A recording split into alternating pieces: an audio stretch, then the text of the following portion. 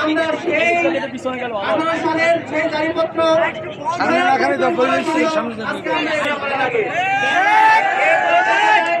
এই 30 বছর পড়াশোনা করতে করতে আমাদের সরকারি চাকরিতে অ্যাপ্লাই করার মেয়াদ যে কোনো পর্যায়ে তারা সুযোগ পাবে না, যার কারণে আহমদাবিরা তারা কিন্তু বাংলাদেশের বিভিন্ন জায়গায় স্থান নিয়ে নিচ্ছে, যার ফলস্বরূপ আমাদের এই ভবিষ্যৎ প্রজন্ম কিন্তু খুবই আন্দোলনের মাধ্যমে জানাবো। এছাড়াও আমাদের আরো 3টি দাবি আছে, আমরা 1 ঘন্টা পর্যন্ত এখানে